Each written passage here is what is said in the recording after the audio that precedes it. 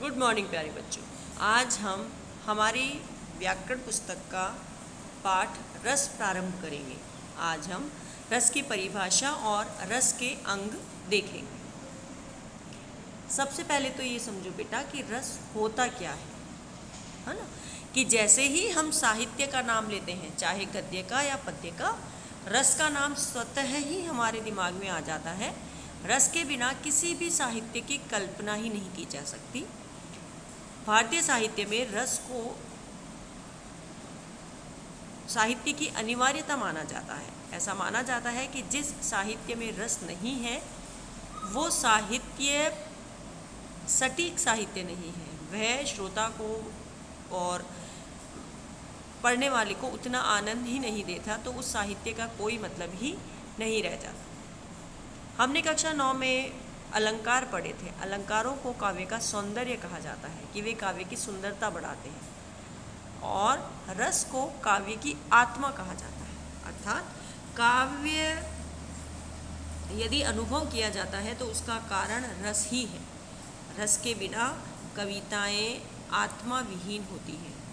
उनमें वो बल नहीं रह जाता कि वह श्रोता या पाठक के मन को छुए। किसी भी साहित्य को पढ़कर जब व्यक्ति कविता के भावों से तादात्म्य स्थापित कर देता है ना, कि उससे कनेक्ट अपने आप को फील करने लगता है कि आप कोई कविता पढ़ रहे हैं या सुन रहे हैं, जब हम उसमें खो जाते हैं और ऐसा फील करते हैं कि यस वो हमारे साथ हो रही है, हमारे सामने हो रही है ना, हमारा मन उस कविता के अनुरूप भावों से बढ़ने लगता है, तब उसके मन में जो भाव छिपे होते हैं वो जागने लगते हैं और वह उस कविता में सच्चे आनंद की अनुभूति करने लगता है। तो वह जीवन के अनुभवों से प्राप्त अनुभवों जैसा फील करने लगता है और अपने आनंद के उच्चतम स्तर को प्राप्त करने लगता है। यह आनंद व्यक्तिगत संकीर्णता से अलग हो जाता है। जो श्रोता या पाठक है वो कविता और साहित्य में डूबने लगता है और उसकी आनंद की चरम सीमा को प्राप्त कर लेता है। ये जो आनंद की चरम सीमा की प्राप्ति है वह रस के कारण ही होती है। तो रस की परिभाषा हम ऐसे दे सकते हैं बेटा कि कविता कहानी को पढ़ने, सुनने और नाटक को देखने से पाठक, श्रोता और दर्शक को जो आनंद प्राप्त होता है उसे रस कहते हैं। सीधे शब्दों में कविता को पढ़ते, सुनते या नाटक को देखते समय जिस आनंद की अनुभूति होती है वो आनंद बेटा रस कहलाता है। कि हम जो एन्जॉय चीज़ों को हम जो करते हैं, है ना, कि हमने कोई हंसने वाला नाटक देखा और हम उसे देखकर ज़ोर ज़ोर से हंसने लगते हैं, या हमने कोई मूवी देखी है जिसे देखकर हमें रोना आता है। अभी 15 अगस्त है आने वाली है, तो उस वक्त जब हम वो देशभक्ति के गाने सुनते हैं तो हमारे मन में देशभक्ति का जज्बा आने लगता है।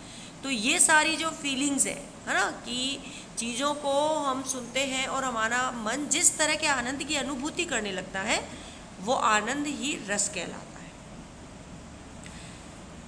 रस के अंग, रस के 4 अंग माने गए हैं कि मतलब कब रस की अनुभूति हमें होगी, कौन कौन से तत्व रस में होने अनिवार्य हैं जिसकी वजह से हमें रस की अनुभूति होती है। तो मुख्य रूप से बेटा रस के 4 अंग माने गए हैं: स्थायी भाव, विभाव, अनुभाव और संचारी भाव। सबसे पहला है हमारा स्थायी भाव। स्थायी मतलब होता है परमानेंट। ओके, तो वे भाव जो व्यक्ति के मन में जन्म से लेकर मृत्यु तक स्थायी रूप से विद्यमान रहते हैं स्थायी भाव कहलाते हैं। ओके ना, कि कोई भी व्यक्ति जो अपने मन में हृदय रखता है ना, सहृदय व्यक्ति है ना, जिसके भीतर हृदय है, उसके हृदय में ये भाव स्थायी रूप से सुषुप्त अवस्था में रहते हैं। सुषुप्त मतलब सोए हुए। आप सोए हुए रहते हो, मम्मी आपको जगाने का कार्य करती है ना, वैसे ये स्थायी भाव हमारे मन में सोई हुई अवस्था में रहते हैं, सुषुप्त अवस्था में रहते हैं, और जैसे ही इन्हें अनुकूल वातावरण मिलता है, कोई कारण मिलता है, उसकी वजह से ये जागते हैं और व्यक्ति आनंद का अनुभव करने लगता है। ओके, तो वे भाव जो जन्म से लेकर मृत्यु तक व्यक्ति के हृदय में स्थायी रूप से विद्यमान रहते हैं, उन्हें स्थायी भाव कहते हैं। मतलब यदि हम किसी कविता को फील करते हैं तो वो इसी कारण से फील करते हैं कि उससे जुड़ा हुआ स्थायी भाव हमारे हृदय में विद्यमान है। हम हंसते हैं क्योंकि हमारे अंदर हंसने का स्थायी भाव है। हम डरते हैं क्योंकि हमारे मन में भय लगने का एक भाव है। मतलब हमारे मन में वो फीलिंग है कि अगर फीलिंग ही नहीं हो तो हमें किसी भी रस की अनुभूति नहीं होगी। तो ये किसी भी दृष्टि में पॉसिबल नहीं है कि व्यक्ति के मन में कोई फीलिंग ही ना हो। अगर वो अपने अंदर दिल रखता है तो उस हृदय रखता है तो उस हृदय के अंदर वो फीलिंग्स भी रखता है, और वो जो फीलिंग्स हैं उनको स्थायी भाव कहते हैं। ओके ना। तो मानव मन में तरह तरह के भाव उठते हैं, पर इन भावों को, जो हमारे स्थायी भाव हैं, उनको मुख्य रूप से 9 भागों में बांटा गया है, क्योंकि रस भी 9 ही माने गए हैं बेटा, और हर रस के साथ एक स्थायी भाव जुड़ा रहता है। ओके। लेकिन अब भक्ति रस और वात्सल्य रस को श्रृंगार रस से अलग कर दिया गया है, इसीलिए वत्सल भाव को एक अलग भाव माने जाने लगा है, और इसी कारण से आज साहित्य में स्थायी भावों की संख्या 10 मानी जाती है। हर रस के साथ एक स्थायी भाव संबंधित रहता है, जो इस प्रकार है बेटा: श्रृंगार, रति, हास्य, हास, करुण, शोक, रौद्र, क्रोध, वीर, उत्साह, भयानक, भय, विभत्स, जुगुप्सा या घृणा, अद्भुत, विस्मय, शांत, निर्वेद या वैराग्य, और वात्सल्य, वत्सल। और एक और रस है भक्ति रस, तो उसके लिए भगवत विषयक रति या भगवान के प्रति रति है ना, उसका स्थायी भाव भी रति ही है, लेकिन आपको साथ में लिखना होता है भगवत विषयक रति। अब आपको ये करना है कि ये जो टेबल है ये आज की डेट में पूरी याद होनी चाहिए। क्यों? क्योंकि परीक्षा में आपके जो 4 प्रश्न आते हैं बेटा रस पर आधारित, उसमें एक प्रश्न निश्चित होता है स्थायी भाव कौन सा है या इस स्थायी भाव का रस कौन सा है। ठीक है ना। तो दोनों ही दृष्टि में आपको हर रस का स्थायी भाव याद होना चाहिए, ताकि उस प्रश्न को आप आसानी से हल कर सकें। रस के अंगों में दूसरा है बेटा विभाव। अब स्थायी भाव तो हो गया कि जो भाव जन्म से लेकर मृत्यु तक व्यक्ति के हृदय में विद्यमान रहते हैं वे स्थायी भाव कहलाते हैं। दूसरा मैंने कहा था कि ये सुषुप्त अवस्था में रहते हैं और अनुकूल कारण मिलने पर जागते हैं। तो वो जो कारण है बेटा वो विभाव है। ठीक है ना। विभाव का शाब्दिक अर्थ है भावों को विशेष रूप से जगाने वाला, अर्थात वे कारण, वे विषय और वे वस्तुएं जो हमारे सुप्त पड़े स्थायी भावों को जगाता है या बढ़ाता है। 2 काम है, एक तो जगाना और एक बढ़ाना। हम जब यज्ञ करते हैं तो एक बार तो हम यज्ञ की अग्नि को प्रज्वलित करते हैं, है ना, माचिस से करते हैं, जिससे भी करते हैं। तो एक बार तो अग्नि प्रज्वलित होती है, उसके बाद अग्नि को बढ़ाने के लिए उसमें घी डाला जाता है। तो 2 काम हो गए ना, एक तो भाव को जगाना और एक भाव को बढ़ाना। तो वे सारे कारण, वस्तुएं, विषय जो स्थायी भावों को जगाने और बढ़ाने का कार्य करती हैं विभाव कहलाते हैं। ठीक है। अब जगाने और बढ़ाने इस आधार पर विभाव के 2 भेद माने गए हैं। ठीक है ना। पहला है बेटा हमारा आलंबन विभाव। वे वस्तुएं और विषय जिनके सहारे भाव उत्पन्न होते हैं। आलंबन का अर्थ होता है बेटा सहारा। ये हमने बुजुर्ग लोगों को देखा है, वो खड़े होने के लिए सहारा लेते हैं ना, उसको आलंबन बोला जाता है। आलंबन मतलब सहारा, जिसके सहारे खड़ा हुआ जाता है। ठीक है ना। तो वे कारण जिनके सहारे स्थायी भाव जागते हैं उन्हें आलंबन विभाव कहते हैं। ठीक है। अब आलंबन विभाव भी 2 तरह का है। देखो बेटा, कविता मैंने पढ़ी है ना, तो एक व्यक्ति जिसके मन में भाव जागा है, जैसे आज हमारी मम्मी है, हम मम्मी से प्रेम करते हैं, है ना, तो आलंबन विभाव हमारी मम्मी है जिसके कारण हमारे मन में वो प्रेम जागा है। ठीक है ना। या हम उदाहरण लें एक सांप का, कि हमारे घर के बाहर एक बहुत बड़ा सा सांप निकला है, तो उस सांप को देखकर हमारे मन में डर का भाव जागा है। तो जो वो सांप को देखकर मेरे मन में, मैंने उस रस को सहारा देकर खड़ा किया है, मेरे मन में डर आया है, मम्मी को देखकर मेरे मन में प्यार आया है ना, मेरे अंदर वो जागा है भाव, तो मैं आश्रय विभाव हूँ, है ना, कि मैंने सबसे पहले मेरे हृदय में स्थान दिया है उस भाव को। तो आश्रय विभाव, जिस व्यक्ति या पात्र के हृदय में भावों की उत्पत्ति होती है उसे आश्रय कहते हैं, ठीक है।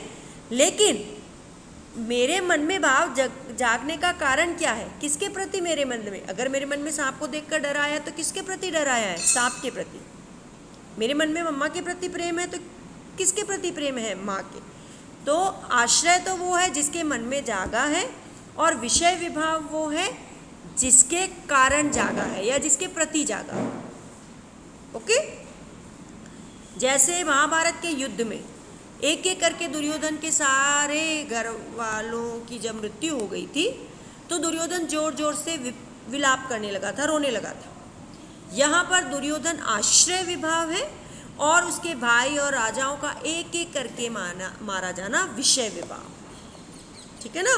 तो आलंबन विभाव वे जो रस को जगाने का काम करते हैं। तो सांप के कारण भय वाला भाव जागा, तो मैं जो हूँ, जो देखने वाला है ना, दर्शक, वो तो है आश्रय विभाव, और सांप जो है वो विषय विभाव, ठीक। दूसरा होता है बेटा उद्दीपन। मैंने कहा था जब यज्ञ होता है तो हम यज्ञ की अग्नि को प्रज्वलित करते हैं सबसे पहले, तो वो तो हो गया आपका आश्रय विभाव, है ना, आलंबन विभाव। दूसरा होता है उद्दीपन, जो बढ़ाने का काम करता है, कैटलिस्ट, है ना, कि रिएक्शन को जो तेज करते हैं, आपके साइंस में एक टर्म है कैटलिस्ट, ओके ना। तो उद्दीपन विभाव वे बाह्य वातावरण, चेष्टाएं और अन्य वस्तुएं जो मन के भावों को उद्दीपत अर्थात तेज करती हैं, उन्हें उद्दीपन विभाव कहते हैं। कि हम दुर्योधन वाला ही उदाहरण देखें तो यहाँ पर दुर्योधन आश्रय है और उसके जो एक एक मृत्यु होना जाना वो विषय है। लेकिन वह जब युद्ध स्थल में अपने भाइयों के शव देखता है, उनकी चीख पुकार सुनता है, उनके कटे हुए हाथ पैर देखता है, तो वो दुख और अधिक बढ़ जाता है। ये उद्दीपन विभाव, ठीक है ना। स्थायी भाव को जगाने का काम करने वाले विभाव होते हैं। जिसके कारण जागा वो और जिसके मन में जागा वो आश्रय और विषय विभाव है, और जिसने उन भावों को और अधिक बढ़ाया वो उद्दीपन विभाव। ओके। तीसरा होता है अनुभाव। अनुभाव शब्द बेटा दो शब्दों से मिलकर बना है, अनु और भाव।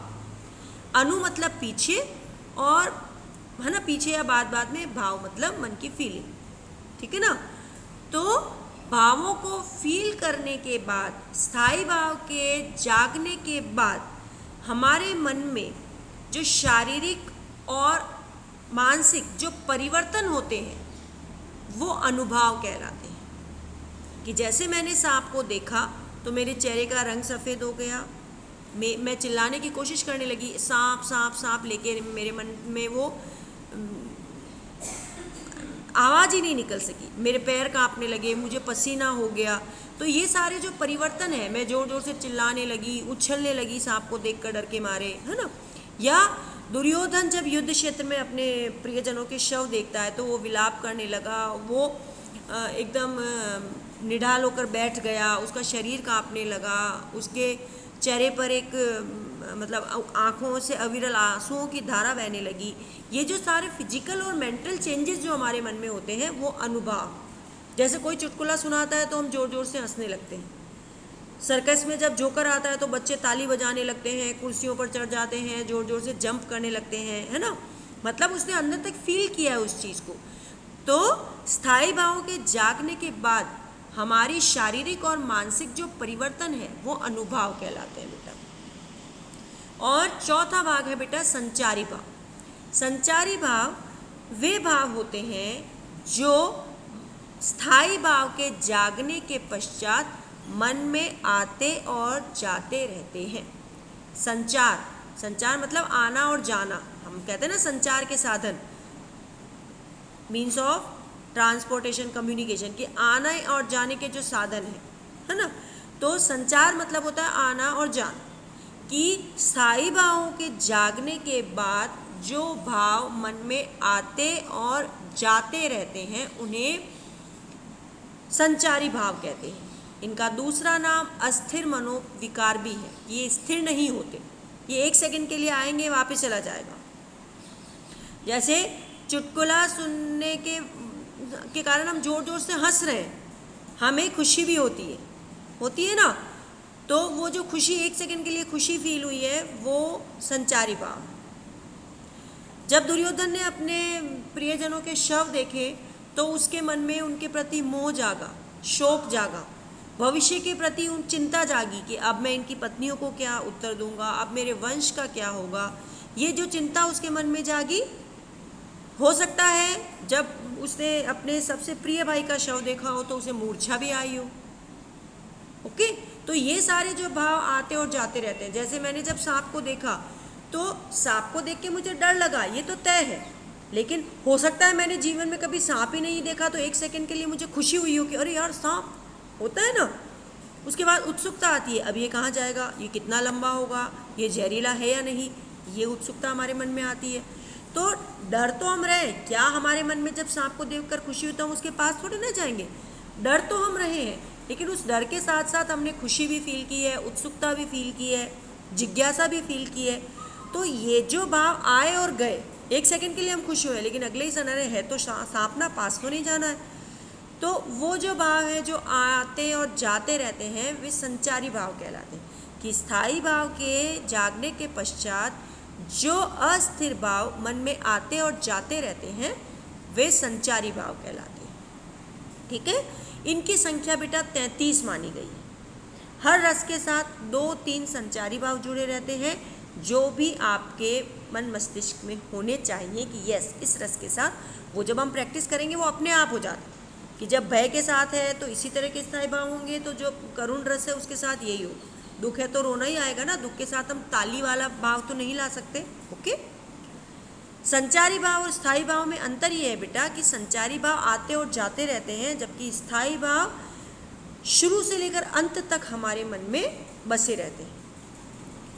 एक ही संचारी भाव अनेक रसों के साथ आ सकता है कि खुशी जो है वो हास्य रस में भी हो सकती है, तो भय में भी हो सकती है। मैंने अभी आपको उदाहरण के द्वारा समझाया ना, है ना। उत्सुकता आपके वीर रस में भी हो सकती है, तो आपके हास्य रस में भी हो सकती है। ओके, तो संचारी भाव वो अनेक रसों के साथ जुड़ा हो सकता है, जबकि स्थायी भाव एक ही रस के साथ जुड़ा रहता है। एक रस का एक ही स्थायी भाव होता है। अब रस, इन चारों से मिलकर रस बनता कैसे है? तो हृदय के स्थायी भाव जब विभाव, अनुभाव और संचारी भाव से संयोग करते हैं और पुष्ट होते हैं, है ना, वे एक दूसरे से मिलते हैं, तब रस की निष्पत्ति होती है। अर्थात स्थायी भाव प्लस विभाव प्लस अनुभाव प्लस संचारी भाव इज इक्वल्स टू रस की उत्पत्ति। कि जब मन में स्थायी भाव जागेगा, वो बढ़ेगा, हमारे अंदर फिजिकल और मेंटल चेंजेज आएंगे, उन चेंजेस में हम और अलग अलग चीज़ों को फील करेंगे। इतना जब हम उसमें खो जाएंगे तो हमें रस की अनुभूति होगी। ओके, तो आज के लिए इतना ही। रस की परिभाषा, रस के अंग, है ना, और रस की निष्पत्ति कैसे होती है। आज आपको इस वीडियो को ध्यान से देखना है, समझने का प्रयास करना है, और नहीं समझ में आए तो पूछना है। ओके बेटा।